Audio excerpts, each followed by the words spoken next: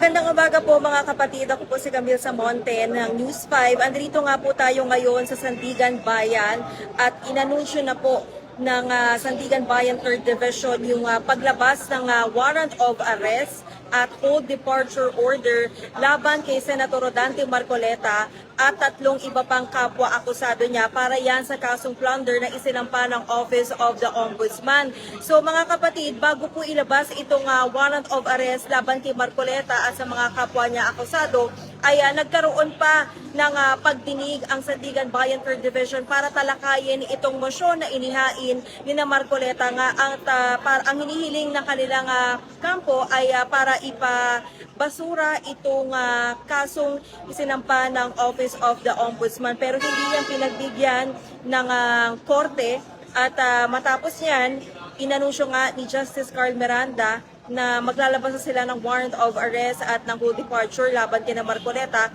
at hiniling ng kampo ni na Marcoleta na kung pwedeng ipagpaliban muna itong paglalabas ng warrant at yung proceedings hanggat hindi pa nare-resolba itong motion to quash. No? So yung itong naunang motion na hinihain nila, pero giit ng mga mahisrado, magkaiba yung motion na yan. So ibang mga punto yung kailangan pag-usapan dyan at sinabi ng mga mahisrado na noong Biyernes pa na pagdesisyonan ng mga mahisrado yung probable cause at pirma na nga lang yung hinihintay para nga mailabas yung warrant, and finally today, July 6, ngayong Monday po, ay inilabas na nga itong warrant of arrest laban sa kanila. At pagkatapos nga mga kapatid nitong hearing ay nagbigay ng maikling statement itong si Justice Carl Miranda na siya nga pong chair ng 3rd Division na humahawak nitong kasong plunder laban kina Marcoleta. Ang sabi niya ay noong Biyernes nang ihain ito ng Office of the Ombudsman at nairaffle agad itong kaso, ay talagang binusisi nila ng personal ng mga maestrado itong mga dokumento, mga impormasyon na ibinigay sa kanila kasabay nitong pagsasampa nga ng kaso laban kina Marcoleta, at doon pa lang ay na-determine na nila na may probable cause na ginawa para magawa itong kaso. Kaya naman nagdesisyon sila na maglabas na nga ng warrant at today na nila to officially in-announce at napirmahan, at kasabay nga niyan ay naglabas na rin ng hold departure order laban kina Marcoleta. So ibig sabihin ay hindi na rin po papayagan na makalabas ng bansa sina Marcoleta. Pero mga kapatid, personal pong dumalo dito sa pagdinig na ito si Senator Marcoleta kasama nga yung kanyang defense team at mga security, at sinabi ng in-acknowledge ng mga mahistrado na they appreciate yung pagharap nga dito ni Senator Marcoleta and for respecting the rule of law and the court.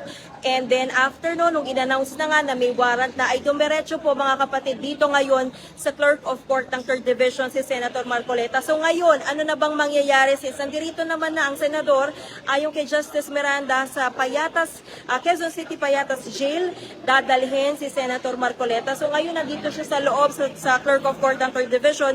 Hindi pa malinaw sa amin kung ano na yung nangyayari dyan sa loob, pero isang possible na mangyayari ay yung booking procedures ay maaring dito na gawin bago siya dalhin sa kulungan. So doon naman sa tatlo pa niyang kapwa-akusado na kasama dyan si dating Congressman Mike Defensor at yung dalawa pang negosyante na naging donor nga niya sa kanyang kampanya, ay pinaaresto na, pero wala pa tayong impormasyon kung nasaan sila at this time.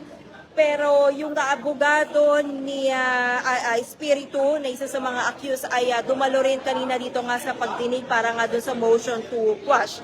Pero dun sa tatlo, wala pa tayong nakukuha na pahayag kung sila ba ay magsusurrender at kagaya ng ginawa ngayon ni Senator Marcoleta since andito na nga siya. So mga kapatid, yun po muna yung impormasyon na kaya kong ibigay sa inyo. Maya-maya ay magla-live po ulit ako para magbigay po ng development tungkol dito sa kaso ni Senator Marcoleta. But at this point, andito pa rin po siya at hinihintay po natin kung anong oras siya maililipat sa kulungan.